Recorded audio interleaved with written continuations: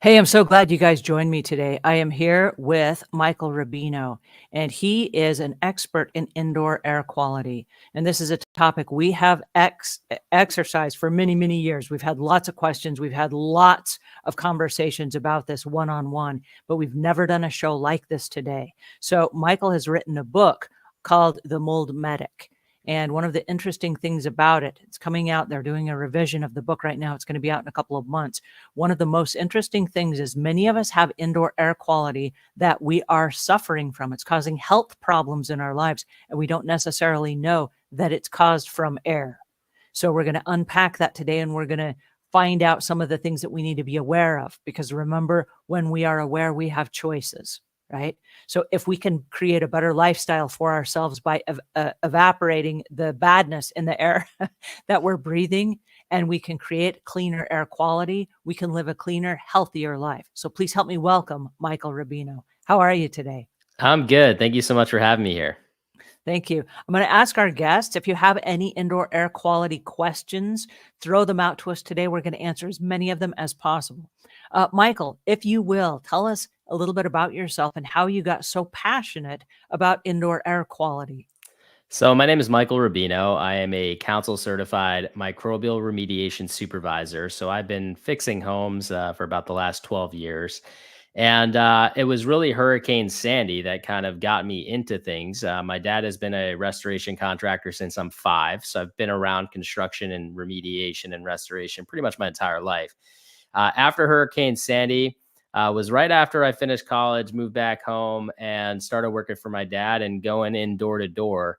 And what I saw after this hurricane was really what piqued my interest. It's the first time that I ever realized that our homes impact our health. And how I came to that realization is as I'm going into people's homes, there was this pattern of people complaining of illness. And they swore it was going on in the house. And again, at this time, I was, clueless to this concept. I've heard of mold and bacteria before, like most people, but growing up, it was you threw bleach on it, you painted over it, right? No one really understood the effects that they understand today. And after seeing literally hundreds of people being sick inside the home, and then figuring out different protocols and procedures that I can create and follow to make sure that they're getting the relief that they're looking for, that was really what transformed into this mission that I'm on today. Well, I'm so glad that you're willing to join us today, because from the other side of it, I've been on the house cleaning side of it. And as we've gone into many homes, some of the homes are sealed up so tight that air is not getting in or getting out.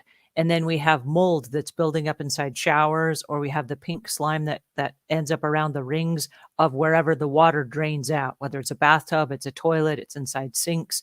And so we have dealt with a lot of that because the air in the homes is sealed, and there's not proper ventilation.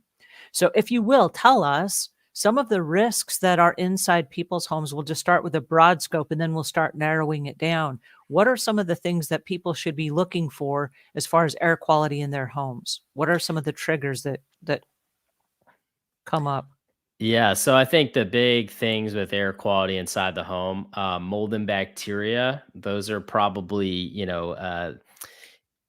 primary evil number one, because water damage creates this ecosystem where mold and bacteria start to grow and thrive. And they are insidious, they could be hidden, and they duplicate quite rapidly.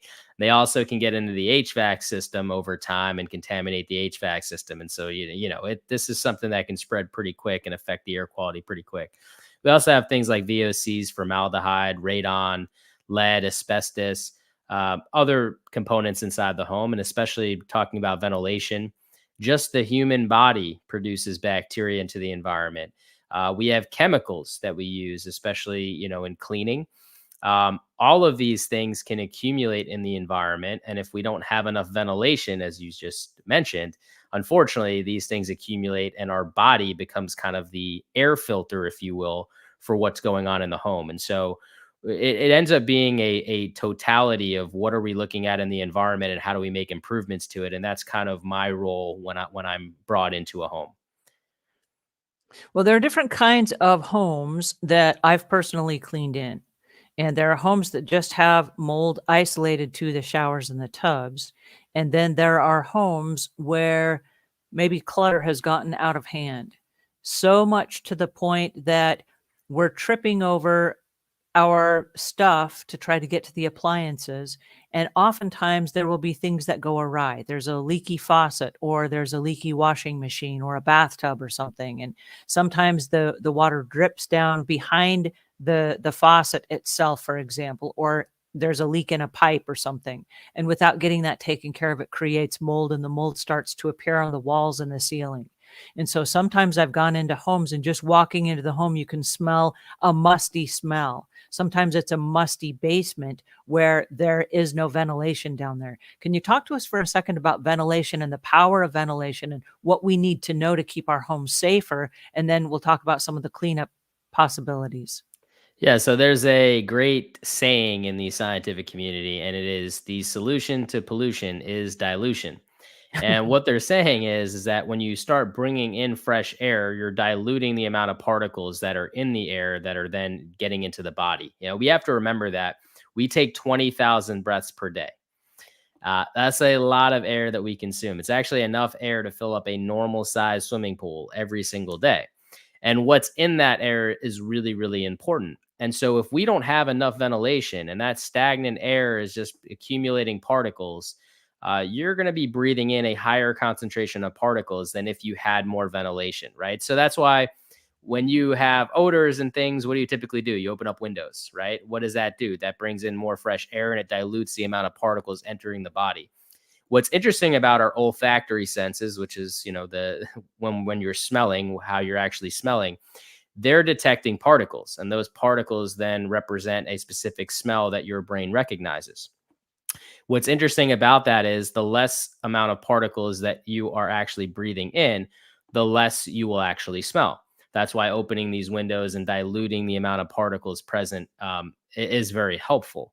However, if we have all of these things growing in our environment, we can't leave windows open 24/7, of course, right? We're going to have different climate changes. We're going to have raining outside and more humidity that we might not want to add into our environment. So we want to look at where are the sources and how do we properly remove them. And that's really a big part of the equation. So ventilation is definitely very, very important so that particles do not accumulate and enter our body in higher concentrations, especially in things like bathrooms where we need to get that moisture out of the way, in basements when we need to get that moisture that dries to the drier side, which is inside the basement, up and out of the house. So these are really important points. What would you say to the person that lives inside a home that doesn't have, let's say, a bathroom window that opens? And so let's say there's stink or whatever in the bathroom. And so they just add a spray to spray down that smell. Well, most likely you're adding some sort of chemical to add to some fuel to the fire here that you're going to be consistently breathing in. Really, the best thing to do if you don't have a bathroom window, get a bathroom fan. I know you have to hire somebody and put it in, and there's a cost to that, but that cost is a massive investment for you because every time you shower or bathe, every time you use the facilities, you're creating a bunch of bacteria, a bunch of moisture, etc., that you want to get out of the environment. So you're not living with that and breathing it in or creating an environment where mold and bacteria begin to thrive. So would you say that if the bathroom already has a fan, that every time you go in there to take a shower or use the facilities, that you turn that fan on and let the air start circulating? That would be an amazing thing to do. We have these fans, we want to use them for a reason. That reason is to get the moisture out, to get any bacteria or any particles that are accumulating out of through the bath fan. It typically is going to be routed outside, which is what you want. Sometimes they route into the attic, by the way. And if yours routes into the attic, please check that and have that properly routed outside because you don't want to add all that moisture, that bacteria, et cetera, into the attic. Okay, so tell us about the ventilation fan that's inside the bathroom. How does that work? It routes somewhere. And then what happens? Does that circulate through your house when you flip on the air conditioning or the heater system, or does that just like escape into a funnel somewhere? Is it trapped through your air filters? Like, tell us as if we have no idea what happens when we turn that fan on. Okay, so it's essentially a box that mounts into the ceiling and it's got a fan on it. And that fan actually blows the air away from the bathroom. There'll be a duct that's connected to it. That duct will run typically outside. The only time you don't see it run outside is if it runs into the attic. If it doesn't have a duct at all, that's a bigger issue. That just means it wasn't installed properly. But that duct then runs outside. And what it does, it takes the moisture, the air, any particles along with it from inside your bathroom to the outside of the home. Essentially, it's like a vacuum. It's pushing all that stuff outside, and that's what you want. And so I know that in the house, there are air filters we can change, but I don't think there's one you can change in that vent fan. So is that a problem, or is other are other vents going to remove particles from the air? Like, how does it work in tandem with the whole HVAC system? So it is not part of the traditional central HVAC system as we know it, like the thermostat that we go over to and change the temperature. It's a standalone component, and the only thing you really need to worry about is cleaning it. Probably once or twice a year, just like you would your dryer vent. As I'm saying this, if you're like, "What are you talking about? I have never cleaned my dryer vent. Please clean your dryer vent." This is another mechanical ventilation system, but it's separate and apart from what we traditionally know as HVAC. HVAC typically has filters. This bath fan does not have a filter, so it's pulling the particles and pushing it outside. But that does mean that over time, the fan blades of the motor will get caked up. The ductwork itself can get some dust residue stuck inside of it. And so, just like when you clean your HVAC machine or your HVAC ducts, you'll want to also look at cleaning your bath fans, your bath fan ductwork, your dryer vents, etc. Now, is that something that a homeowner is expected to do, or is that something that the HVAC company does? That is something that a homeowner is expected to do. I can't tell you how many homeowners I've talked to that when you start telling them all the different things that they're supposed to be doing, the first question they ask is, "My HVAC guy doing that?" I bet you he is not, because they come over and they'll do this tune up and they'll change some filters, but most of them aren't even cleaning the coils. They're not cleaning the ductwork unless you specifically ask them to. And of course, there'll be, some fee associated with that. But you want to definitely find out what your HVAC guy does do when he comes over and make a list of those things, because odds are this is probably not part of that list. So you mentioned cleaning the ductwork. Tell me more about that. All right. So, as we just mentioned, right, over time, we have dust that gets sucked up into this ductwork. And that's true for the bath fans. It's true for the HVAC itself. It's true for dryer vents, et cetera, et cetera. We want to actually clean and remove the dust that accumulates in this ductwork. Reason being is because if it doesn't, anytime that fan shuts off, it can blow back into the house. Anytime Mm. the HVAC shuts off, it can blow back into the house. So you want to really be mindful of that. And we're trying to have a dust free environment. And the reason being is because within our dust, we're going to have mold, we're going to have bacteria, we're going to have all these different toxins and particles that we don't want to be breathing in consistently. That's why we want to try to really make dust and everything else kind of public enemy number one here and get rid of it. Thank you so much for that answer. And I want to say thank you for all of you that are asking questions in the comments bar on the side. I want to jump in real quick and I want to say hi to you guys. I'm super glad that you're here. We have Mackenzie Ryan that says, how often or at all would you recommend professional duct cleaning? If recommended, what are some green and red flags to look for in duct cleaning service providers? That is an excellent question. That is an excellent question. So, what I typically recommend, in the spring and in the fall, these are two critical time periods where you want to service your ventilation equipment and change filters and all of that. And it's mainly because you're going to be switching over from cooling to heating and from heating to cooling, et cetera, et cetera. Through that time, different components of the HVAC system itself get utilized. And at that point, we want to make sure that they are clean, because with that coil, which is really one of the bigger issues with mold and bacteria, if that dries out and it's not cleaned, now those bacteria particles or mold particles that maybe they die off, they'll actually become brittle and become a lot easier to spread around the house and then enter the body with each breath.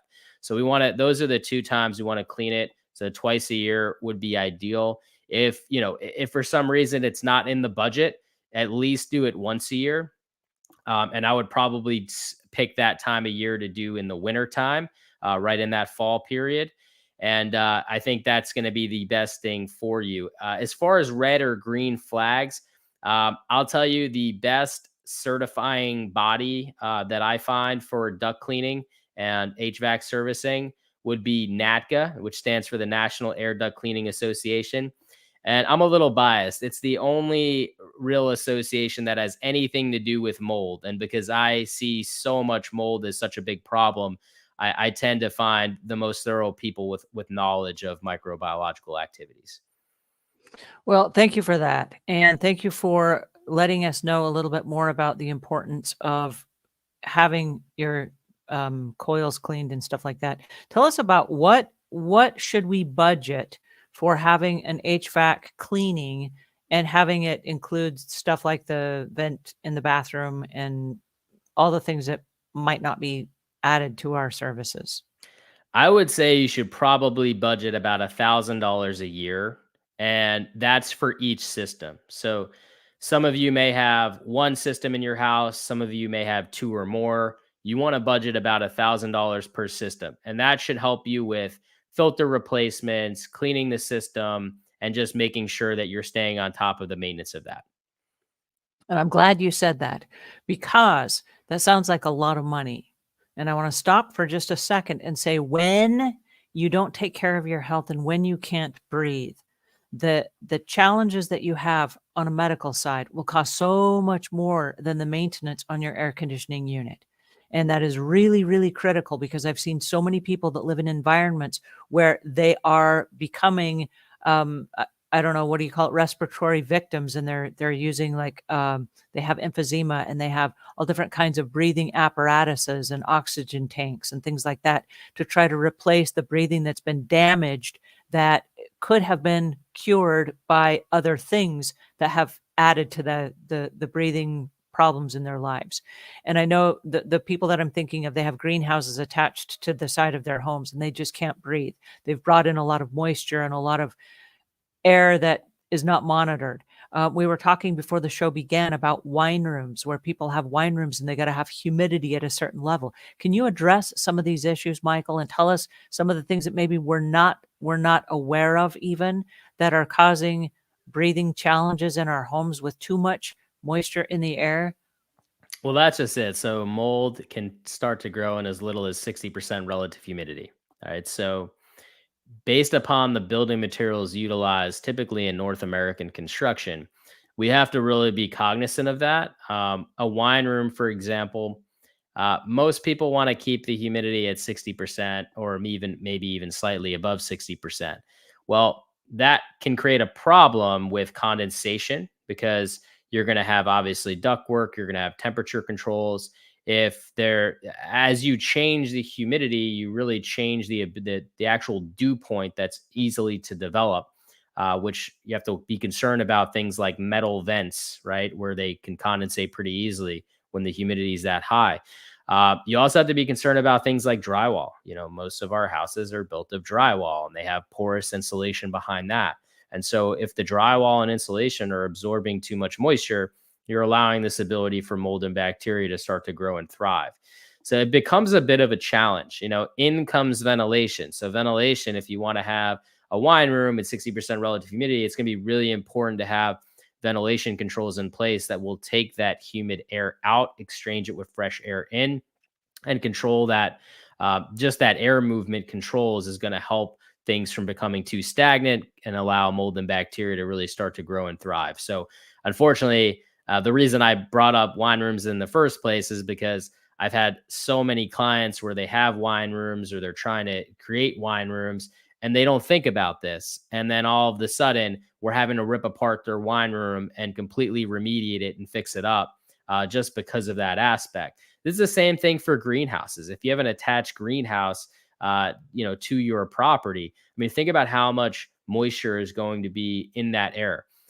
If you open the door between your interior and your greenhouse, you can create an issue. Also, it's pretty hard to create a hermetic seal, meaning 100% sealed space. So that means if you've got it attached, you might be having some cracks and crevices that just can't be 100% sealed, where essentially that moisture is getting into the house. Hmm.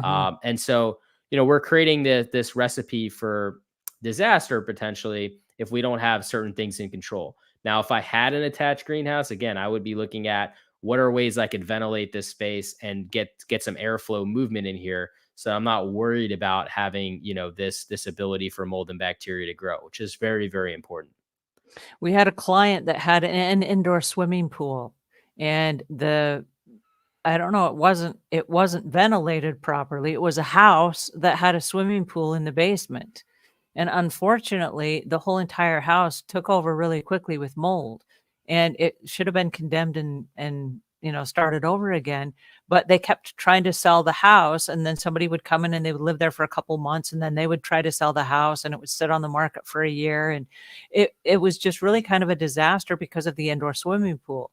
And they ended up filling in the swimming pool with cement just to try to like end it all and try to but they ended up literally redoing big chunks of the house to try to get rid of the mold. Can you tell us about what happens when mold takes over a house and the damage that it can do to the property? Yeah, so it gets pretty pervasive pretty quickly. So if I've got an indoor swimming pool, for example, and I don't have proper ventilation controls and there's no way to really protect it from developing mold and bacteria, well, as that mold and bacteria starts to grow in the basement, unfortunately, it's not going to just stay in the basement. It is, first off, air does rise, right? So we have something called the stack house effect. Um, 30% of the air that you're breathing on the first floor of your house comes from the lowest point of your house, which in this case would Mm. be a basement. Sometimes it's a crawl space. If I have mold growing there, those particles will emanate up into the actual living space. Now, if I have little moisture issues in the first floor, those spores, think of them as like seeds from a weed, will then migrate into these just through natural air pressure and aerosolization will migrate into these moisture areas and then start to grow into organisms there and then reproduce. Now it gets into the HVAC system and it contaminates the HVAC system. That evaporative coil, which is the piece of the unit, by the way, that constantly condensates, now that starts to grow mold and bacteria, and that thing becomes a mold and bacteria factory. Now, I'm looking up right now. I've got vents here. I encourage you to do the same thing. Think about how many vents are in different rooms of your house right now. That stuff is going to be leaking out of every vent in every room. I mean, now you've just literally impacted. You can't go anywhere in the house without breathing in this contaminated air at that point. Um, that happens all too often. And I'll tell you, I work with celebrities, I work with families, I work with people with low income. I mean, at the end of the day, it does not discriminate. If this stuff has the capability of growing, it has the capability of getting everywhere if you don't get it under control. And that's why I always say, when I look at, air quality inside of a home, mold and bacteria, these things, because of how quickly they can reproduce, how small they are, so small you can't even see them. It really gets to this point where it can take over pretty quickly, unfortunately.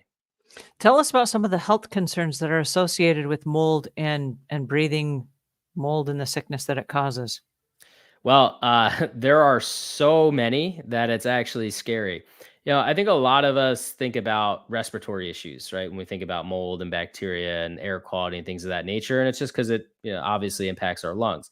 But actually, mold and bacteria are so small, they typically bypass our self defense mechanisms like our lungs and they enter the bloodstream. And that's where they can really wreak havoc because um, certain species of mold, for example, like penicillium, produce what's called mycophenolic acid.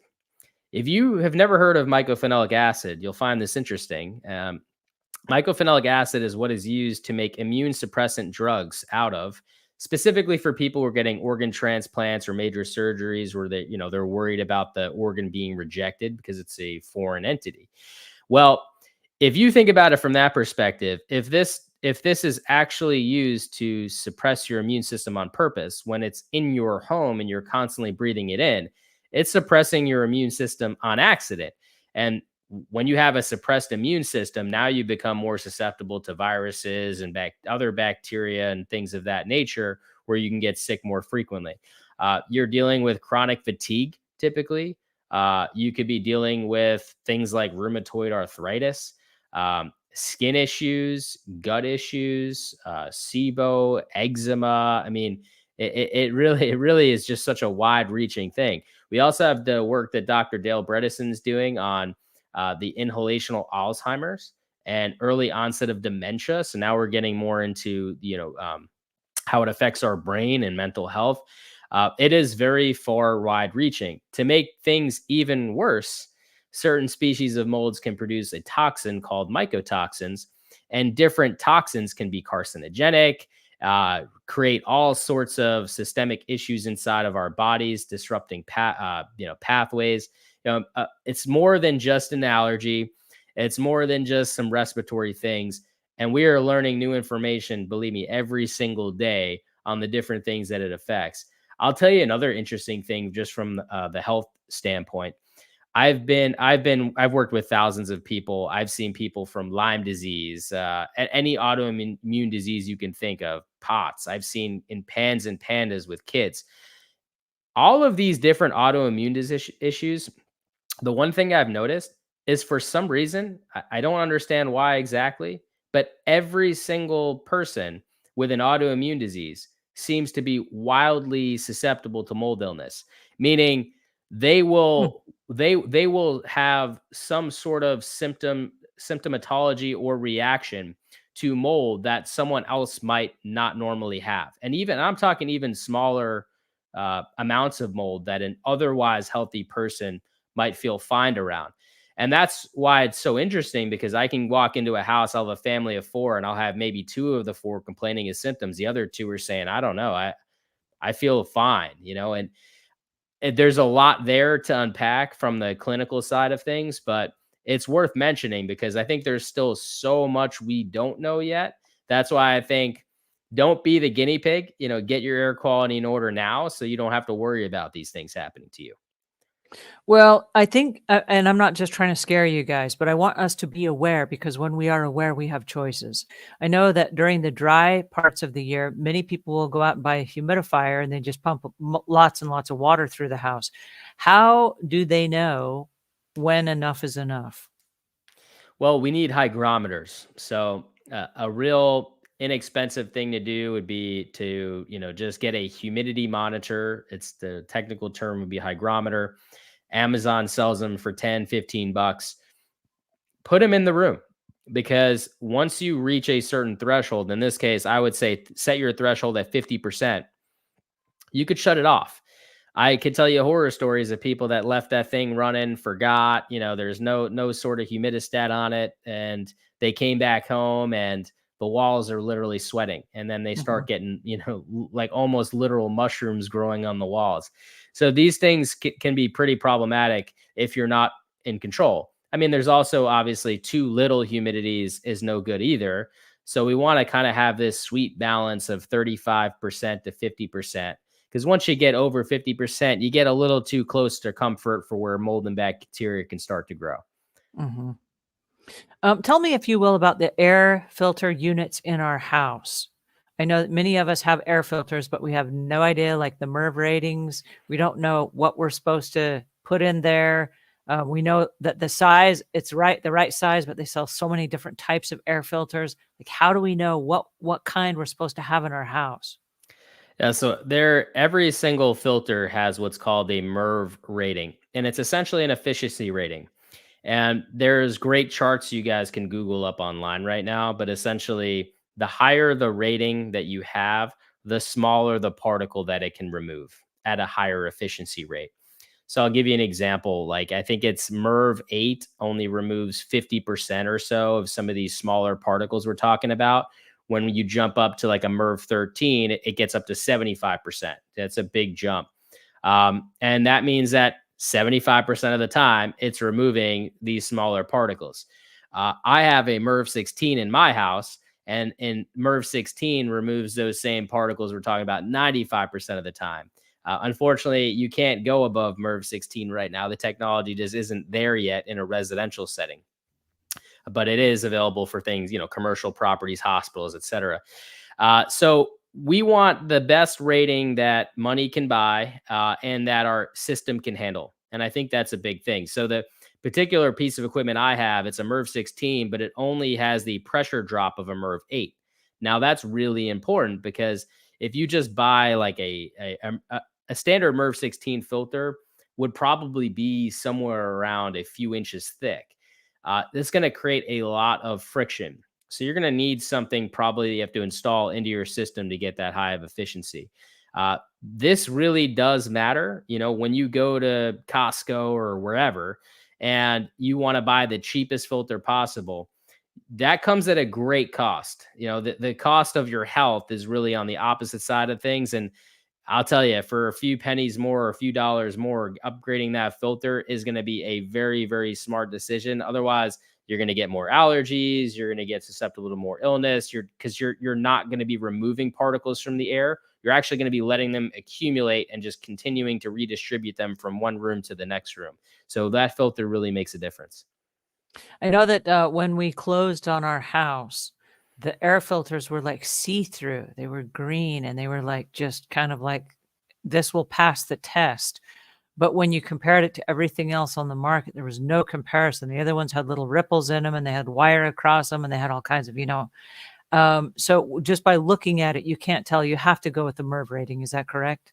Well, I mean, if you could see holes in it, I bet you that MERV rating was awfully low. I mean, I think the what one you're talking about, they're blue or they're green, but they almost look like crisscrosses, Yes, of almost yes, like little tennis racket material. Uh, yes.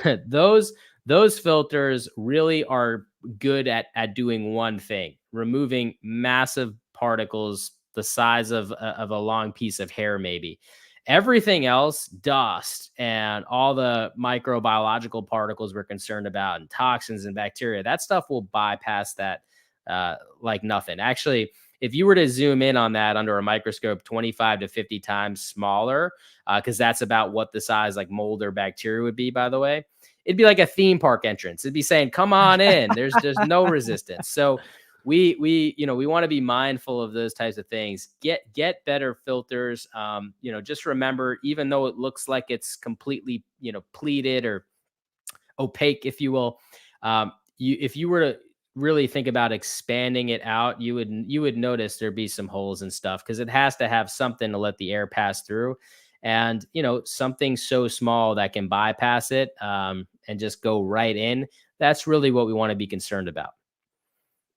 There's a term in the air filter industry that's called HEPA. Can you tell us about HEPA and what that is, and is it as important as the hype? Yeah, so HEPA is basically a standard that in order to meet this standard, you have to get at least 3 microns in particle size. You have to have a certain proof of sealage so that you don't have too much pockets of bypass.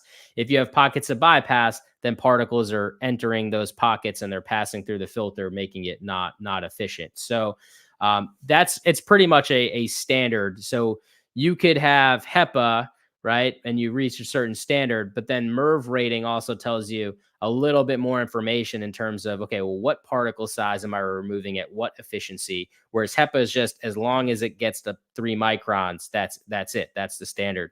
The HEPA standard was created in the 1940s, by the way, and we're in 2024 right now, and I'd say we could certainly do better with the technology we have today to do way better than HEPA, and that's what we're really looking to strive for. So if I'm an average household, and let's just make this up, let's say I have 1 cat and 2 dogs, what kind of a MERV rating do I need for the air filters that I put inside my house? Listen, I tell everyone, if you can swing it, if it's feasible, because typically to get a MERV 16, you have to install some sort of apparatus. It's not just a simple filter change. Get the MERV 16. If it's just too big of a headache, too big of a hassle, or too expensive, probably the best you will be able to get that doesn't require any sort of parts that go into the HVAC system would be the MERV 13. And I would say get at least the MERV 13, please, because at least you're getting a pretty high enough percentage of these tiny particles. It's going to do a much better job. Every time you go below that MERV 13, if you Google one of these charts that I'm telling you about, you'll see side by side the levels of efficiency drop dramatically to the point where you might only be filtering out 25% of the time some of the particles you might be concerned about. And so when you get to that level, it's a bit, it's a bit scary. So I'd say get the MERV 13 at a minimum. And how often should we be replacing our air filters in our homes? Well, that's a great question. Part of it depends on what filter you have and the manufacturer's recommendations. Like the filter I have, it actually lasts a year and a half to 3 years. Amazing. Wow. Most filters, they don't. They last about anywhere from 2 to 3 months. And so if you have like a MERV 8 or 13 standard 1 inch filter, you've got to change that every 2 to 3 months. And let's be honest, because I've been there myself, we don't change them frequently enough.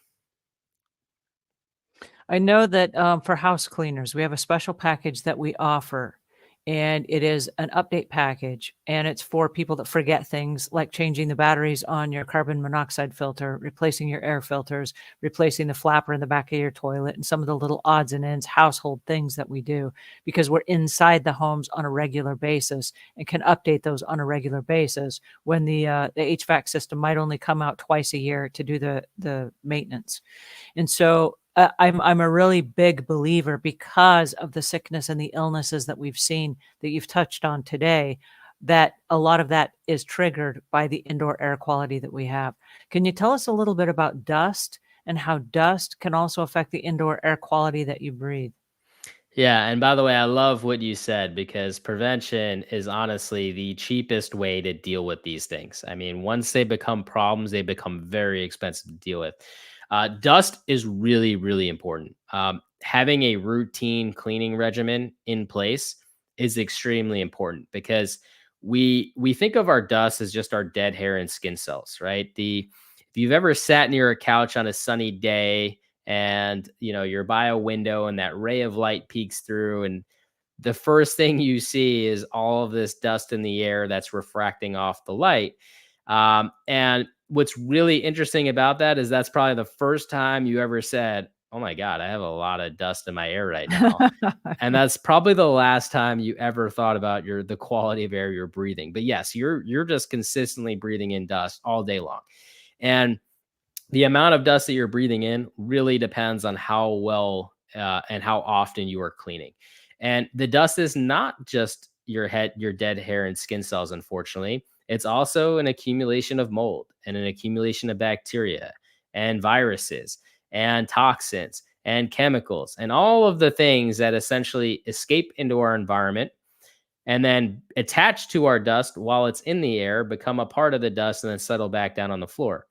So I would say dust is a big deal when we're talking about our health and well being. It is definitely something that we want to stay on top of removing. Otherwise, if you let your home get caked in an inch of dust, and I've been to homes like that, I know life happens and it can get difficult, but you are definitely impacting your health by letting that much dust accumulate in your environment. So please, please, please take this cleaning regimen important.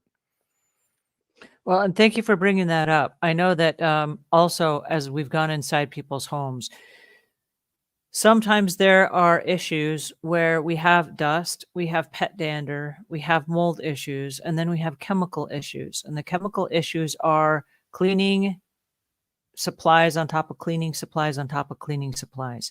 And a lot of times people say, my house smells icky. And then they just spray, we won't say any brand names, but they spray things in the air that are supposed to make their house smell fresher. And so you walk in and literally your eyes will just turn red like instantly when you walk in, and your nose kind of like, and you're like, whoa, what just happened to me? I feel really bad. And I hate to say this because I'm not trying to be ugly, but I've cleaned people's homes where after I've cleaned their home, I've gone home and I'm ill for 24 hours. I'm physically sick from the stuff that was in the air that I breathed inside the home. And it's a compilation of things. But you go inside a home and you get to a point, and I get asked this question every day because we have clients, and I represent house cleaners across the country, well, many countries, but I represent house cleaners who go inside people's homes and they're like, I'm so sick at the end of the clean that I just did that I have to take a day off in between so I can recover before I go to the next cleaning job. Can you tell us a little bit about chemical sprays that people are spraying in their homes to make the house smell fresh again, or their little sprays that you plug into the wall and it shoots stuff into the air? Yeah, I mean, we have to remember first that if the house smells, it smells for a reason. There is a source of something growing, producing particles. The particles are what you're actually smelling. So that is step one, right? You could spray all the chemicals in the world, but you are not actually getting rid of the problem. You are masking it. And so now you're breathing in the original particles and then all these chemicals at the exact same time. And that's not great because that's kind of just introducing more particles to the body that the body has to fight hard to remove. And some of these particles, depending on what they are, could be immune disruptors that are weakening the immune system. So when you're living in the house, you have guests over, or if you're cleaning the house, and you're disrupting all of these things, and adding another cleaning product into the mix to then get rid of the other cleaning products. You see how we're compounding this. There is a smorgasbord of particles and chemicals and things that we are breathing in at that point that would make anybody not feel well after that. And, just to give people a visual here, you could be the healthiest person in the world, but if I drop you in the middle of a dust storm and you're inhaling dust for, I don't know, hours, right? That's how long it takes to really clean a house. You're not going to feel well, right? Mm, And the reason being is because you're just overloading your body with particles. It has to fight to remove them. You're going to be coughing, snoopy. Your mucous membranes are going to be caught up. Like all the self defense mechanisms that you have to capture these things will become extremely overloaded because there's only so much it can do in a specific amount of time. And that's not good. And imagine, if you're living in that 24/7, that's not good either. And so if you see somebody come over and just get sick in a few hours and be wiped out the next day, I mean, think about what that's doing to your body 365 days a year. And over mhm. time, I mean, that can definitely take time off the end of your life. Well, one of the reasons that I wanted to have this conversation today is because a home is a safe place for somebody. It's their home of it's their place of refuge. It's where they go to find solace from a tough day and a tough life and all the things. And so when they go home, I want them to go home to a clean home, and I want them to go home to a home that makes them feel well, not feel ill. And many people are like, I feel sick all the time and I don't know why. And if you've watched TV lately, I don't know why, I know it's on my TV, but there are all these just diseases and problems, and ask your doctor if this is right for you. And we got this new medication for this, that, and the other, and whatever. Our bodies are sicker than we've ever been before. I feel like our systems are breaking down, even though we're trying to be healthy. I feel like we're less healthy than we've ever been. But I do think there are things we can do about it, starting with our homes. And so I believe everybody deserves to live in a clean place. I believe that, and I want that for you guys. I really want that. But I think that we have to start taking responsibility for our own health, starting with our own homes. And I think the indoor air quality that we breathe is one of those ways that we can say, hey, wait a second, I can pay attention and I can change my air filters more frequently. I can watch for the signs of mold. I can start checking my humidity levels inside my home. I can remove the dust from my home. Are there any other things that we can be doing at a personal level to start improving the indoor air quality of our homes? Yeah, I think home maintenance is really key. We have to maintain our homes. When windows leak or a plumbing leak happens, you can't just wait till next month and deal with it then. You've got 24 to 48 hours to clean it up properly and make sure it's dry, um, before mold and bacteria can start to grow. I mean, it happens that quick. And then it just grows and grows and becomes a bigger and bigger issue. So I'd say that is a really important thing. And do routine inspections on your home. Check the roof before it leaks. See how the integrity of the roof is. Check the windows and doors before they leak. Because if you're taking action over it and you're proactive, you're going to save so much money in the long run. Dealing with some of these things. Maintain your HVAC system well. Get that clean twice a year, like we talked about. Change those filters. Upgrade to better filters if you can. All those things make a major difference. Make sure you have better ventilation. If your home is built too tight, a lot of these modern homes are. There's something called an ERV system where you can add mechanical ventilation to your home to make sure that you're bringing in fresh air. All of that can be scientifically calculated and improved upon.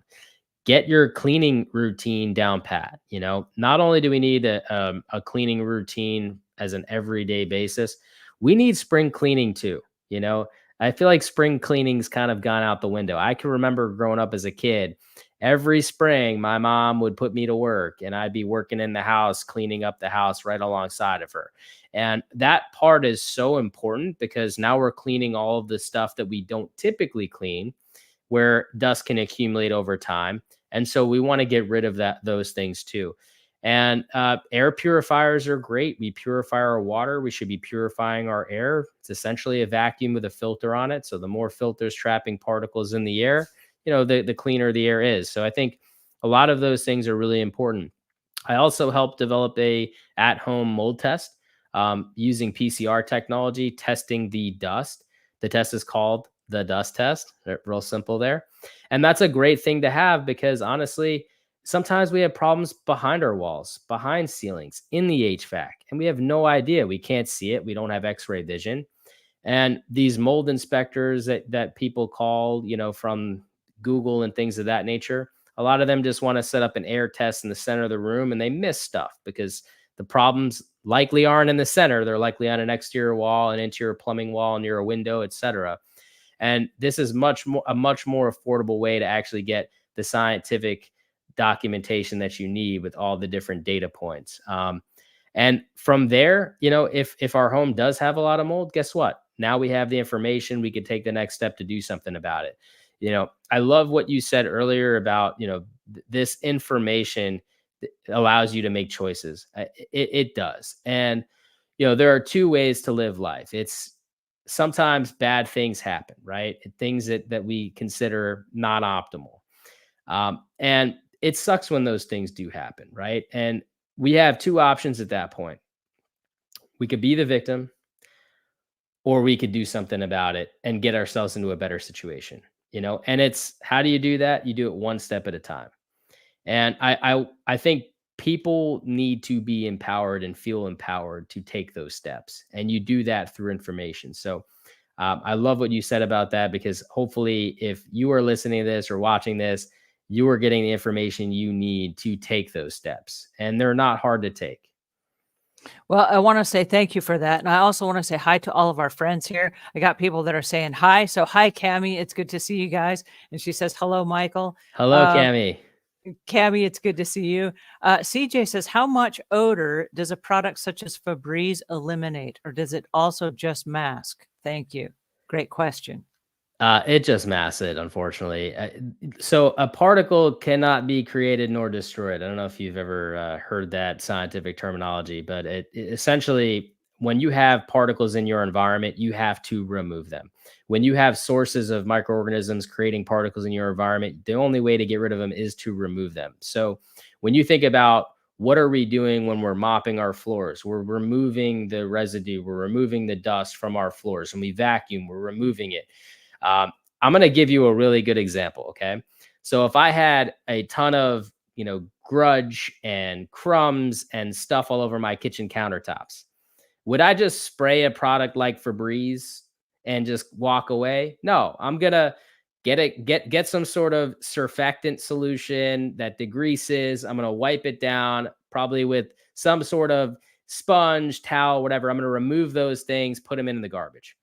Now, the reason I'm doing that is because I need to remove those particles. There is nothing on the planet that I could use that would just dissolve it all away, and I would never have to deal with it, right? If it did exist, it would just break them down into smaller and smaller and smaller particles till I couldn't see them. So we have to be really mindful of these things. Nothing is going to kill these particles or remove them or dissolve them or destroy them. It's impossible. All we do is break them down into smaller and smaller particles. So therefore, think about it from any brand, anything that I just said, it is unfortunately just masking it. Well, that is really interesting information. Thank you for sharing that. And also, hi to Elsandra Brackens, who says, hello, Angela and Michael. Thank you for the information. We have Mackenzie Ryan, who asks a great question. For lower income clients, is it worthwhile or possible to attempt DIY service on coil cleanings versus not doing it at all? Hey, listen, anything is possible.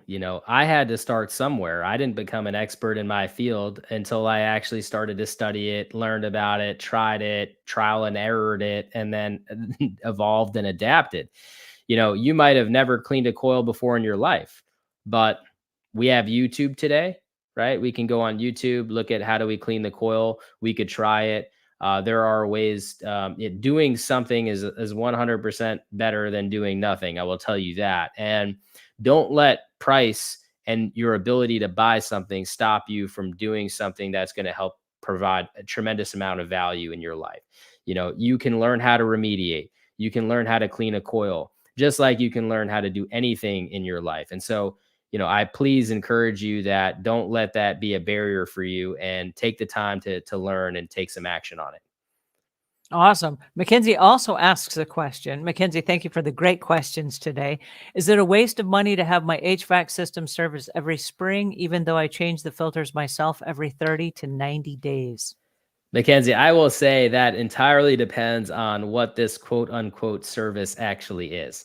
If they are just coming to replace the filters and they're not really doing much else, it's probably a giant waste of money. If they're going to be cleaning the coil and cleaning the blower housing unit and the cabinet, and tuning up the system, making sure it's charged, then yeah, it might provide some value. But it really depends. I mean, a lot of these guys, they do just charge money to come in and change the filters and tell you everything is good. And yeah, you already did that just 2 months ago, right? So if that's the case, there's not enough value there. I think asking what they actually are doing and having them explain it to you in simple terms that you can understand, because sometimes they'll use jargon that you have to be like in the HVAC profession to really understand. Tell them to break it down for you. You want to know, what does that exactly mean? What are you physically doing? And better yet, watch them next time they come over and actually see what they're doing. And that'll help you understand, is it a waste of money or not? I appreciate that. Thank you for giving us that inside scoop. Wendy Wright said, we had our 100-year-old basement skim coated by the owners. The guys were down there in the winter for 3 weeks and never covered the heating vents. So the entire house was full of fester. Can you address this and tell us what maybe the next steps would have been? Yeah, so I'm not sure exactly what they skim coated it with or what that process was like, but any sort of skim coating anything is going to add, unfortunately, a tremendous amount of moisture in the air because it's got to evaporate and cure. With that being said, you'll need something like ventilation or dehumidification to control the amount of moisture that's growing in the air. From that point, having these vents down there, of course, with returns that are sucking the air from the basement in and that moisture and any mold or bacteria that might have grown, um, not ideal. What I would do in your situation is, first off, I would probably do some sort of test to make sure that you don't have mold growing in this whole skimming action that they did, because that would be a problem that you would want to resolve with them. The second thing that I would do is I would clean the ducts, clean the coil, because whatever moisture or mold might have gotten from there into the system, unfortunately, it's going to continue to grow out of control unless it's dealt with. Now, here's the tricky part. If you still have mold in that basement, because unfortunately, whatever they did and they didn't have the right equipment set up to handle it while it was curing. If you left that alone and just clean the system, well, then it can get back into the system, right? So I would say, in tandem, you want to really understand what happened with that basement, what sort of damage needs to be undone, and then put it together with the HVAC system so that it's done in the proper sequence. One of the things that we haven't really talked so much about, but I would like to bring it up again because we've got just a couple more minutes left, is calling a remediator when you see leaks inside your house to get your house tested for moisture. I know that a lot of insurance companies have rules and regulations about how long you have to, within a certain window, you have to file an insurance claim if there is damage to your property. Otherwise, they'll consider it neglect and they won't cover it. Can you talk to us for a little bit about what happens if, let's say, a pipe busted in your house and you turned off the water and you dried up the water, but maybe there's damage that you can't see?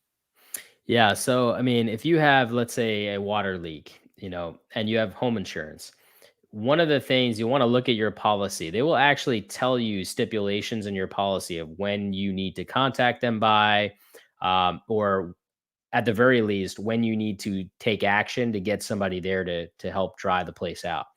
And if you don't do that within that time period, they now have a cause to essentially deny your claim. And so you want to be very careful about that. If you own a home right now and you have home insurance, odds are you got it once and maybe it was years ago and you haven't looked at it since.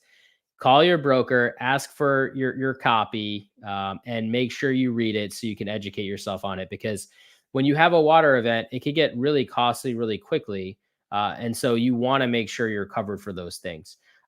You have a statute of limitations, so you might have had a leak, let's say a year and a half ago, and you brought everybody in at the time, you dried it out. A year and a half later, you start not feeling well.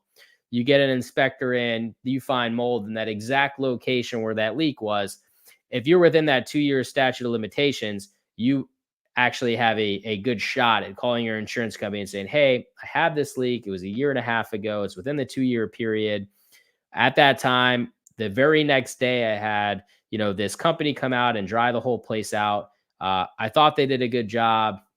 I thought all was fixed. Unfortunately, I just found out that through this mold inspection, because I haven't been feeling well, it wasn't fixed. And so I want to open a claim here. Here's all my documentation showing that I fixed it at the time and everything. I got the right people in. Now you've got an actual claim. And so, unfortunately, for so many of us, we don't know our details of our insurance until we actually need it, which causes us to do things in proper sequences or make some mistakes where they have an ability to deny us coverage. The other thing is, some of us don't have good documentation of what happened. We don't have any photos.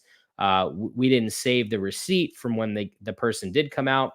Really important. Anytime you ever have a water damage situation, you reread your policy, make sure you're taking the proper steps, document everything, take photos and videos and everything you possibly can. Call the people you're supposed to call as per your agreement with the insurance company and make sure the place gets dried out properly.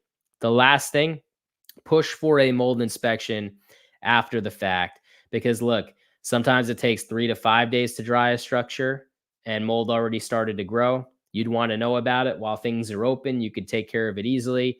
If you just let them build back over it, that's where you start to see issues happen. It starts to become a bigger problem over time.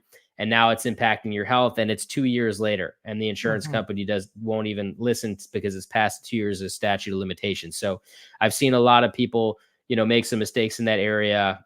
It's a tricky field. I don't know if it's designed that way on purpose or not, but the reality of it is we have to be armed with the information so that we can never be told the word no by our homeowners insurance. Thank you so much for covering that for us. When we get sick, we go to the doctor and we hope the doctor can help us get well again.